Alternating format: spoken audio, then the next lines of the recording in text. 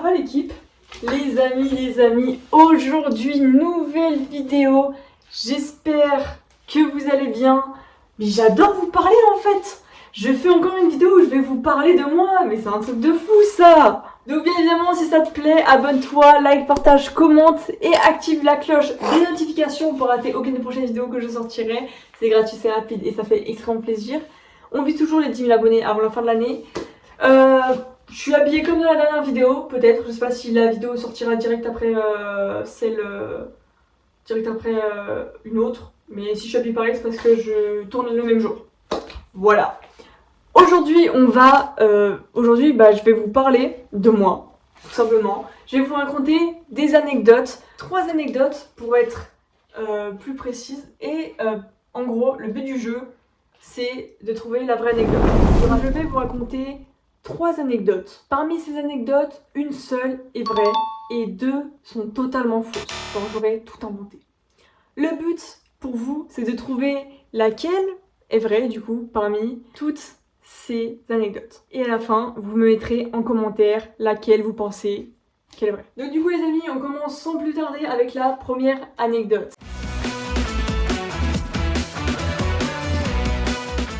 Donc pour la première anecdote, c'était un jour où j'étais partie en Espagne avec le collège, donc c'était un voyage scolaire, on était parti à Barcelone, donc j'étais en 3e, et du coup on faisait un petit voyage et tout en fin d'année, en début juin, un truc comme ça, donc on était parti en avion, on était tout content et tout, on passe et tout notre séjour, on visite la Sagrada Familia, le truc de... tu vois la maison là, pleine de couleurs, la maison spéciale là, bref. On visite ça aussi. On fait un peu toutes nos visites et tout.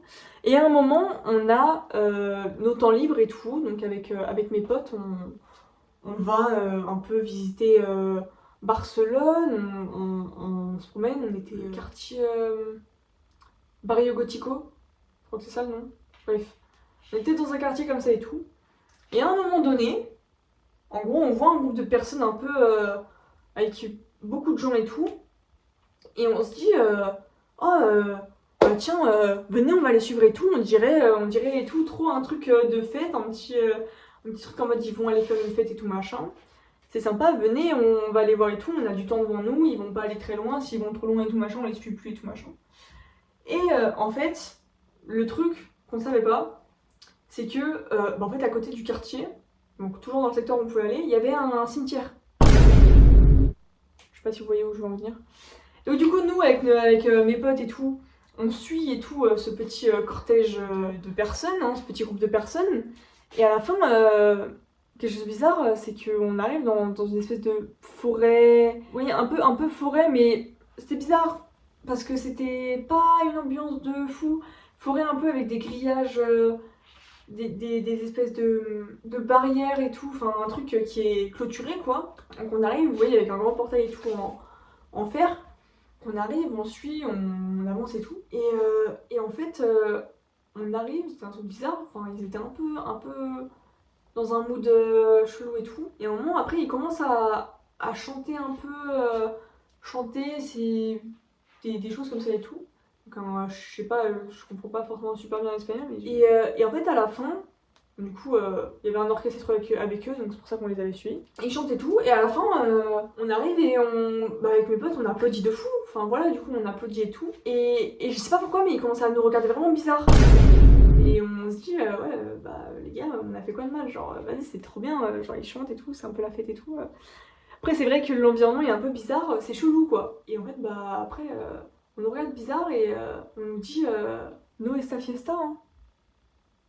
En mode. ¿Qué? ¿Cómo no esta fiesta? Música, No, no esta fiesta. Esta muerte. Muerte aquí là. Je sais plus vraiment ce qu'ils avaient dit, je suis plus espagnole, je sais plus comment on dit cimetière. Mais en mode, en fait, on était à un enterrement, les gars. Genre en mode là, on venait d'applaudir les gens qui chantaient un chant du coup pour un mort, pour un défunt, pour quelqu'un qui est décédé. Et nous on a applaudi à la fin, genre en mode comme c'était la fête, on était trop heureuses et tout, en mode wouhou, genre on était en train de crier et tout. C'était un enterrement. Voilà, donc en fait, résumé de l'histoire, avec mes potes, on était en voyage en Espagne et on est arrivé à suivre un groupe de personnes où qu'on pensait que c'était vraiment un cortège de fêtes et tout machin, qui allait, je sais pas, qui dansait, qui chantait et tout. Et en fait, à la fin, bah, c'était un enterrement.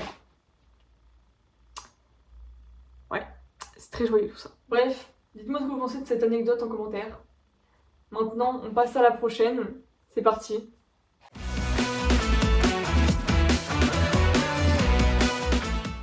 Donc du coup l'équipe, pour cette anecdote, c'était, je crois, l'année dernière. Ouais, c'est ça, l'année dernière, vers, je sais pas, genre février-mars, où on devait chercher un stage. On devait chercher un stage et tout. Parce que notre très cher Premier ministre, notre ancien Premier ministre au ministre de l'Éducation et tout, il nous avait dit tiens, pourquoi pas mettre en stage pour les secondes, hein, c'est super, personne n'était au courant, bref. Donc on était vers février-mars, je devais trouver un stage et tout, donc je fais des appels, etc. Et à un moment, je trouve un stage. Et il fallait que j'aille passer un petit entretien et tout, genre parler avec la personne et tout. Donc, quelques jours après, je vais à l'entretien. Donc j'avais pris et tout, un carnet et tout, donc j'étais dans le bus et je vais pour regarder le carnet avec les notes. Et en fait, le problème, c'est que bah, c'était pas le bon carnet. C'était le carnet de ma petite cousine de 8 ans. Et en fait, dans le carnet, il y avait littéralement des dessins de licorne avec des dessins, des cœurs, et un mot avec j'aime pas les brocolis. Voilà. Et du coup, j'arrive à l'entretien toute stressée. Et vu que j'étais stressée, je prends le carnet. Et en fait, je commence à faire tout mon speech devant le mec avec le dessin de licorne qui pète des étoiles devant elle. La meuf a beaucoup ri, elle m'a regardé un peu bizarrement et tout. Et elle me pose un peu la question en mode ouais, mais c'est quoi ça, tu vois? Et j'arrive et je dis ouais, non, mais. Bah, non, non, t'inquiète, c'est une technique pour me déstresser et tout, machin. Du coup, bah, elle a explosé de rire, j'ai pas eu le stage. Mais au moins, le mec aura gardé le dessin de ma petite cousine de 8 ans. C'était très drôle, voilà, très marrant. Mais voilà, c'était très gênant.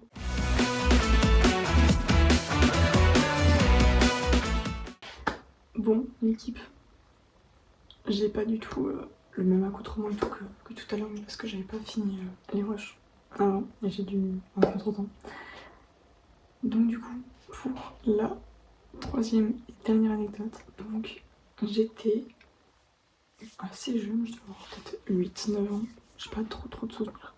J'étais chez mon père, à la campagne et tout, et en fait il s'avère qu'on était du coup chez mes grands-parents, et ils ont un vélo d'appartement.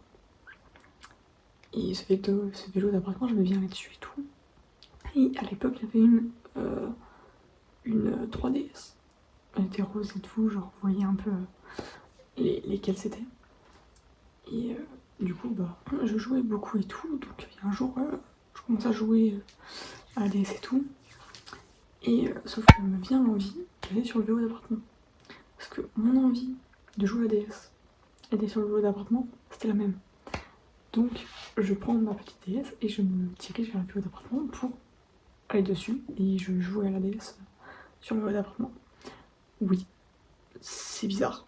Mais bon, donc il y avait mon père et tout dans la pièce aussi. À un moment donné, quand je jouais, je perds l'équilibre sur le vélo d'appartement. Je tombe.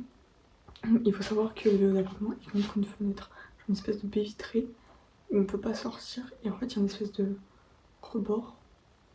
C'est comme une espèce de marche avec une fenêtre. Et le vélo d'appartement qui est collé. Et du coup, je perds l'équilibre et je tombe du coup sur côté fenêtre.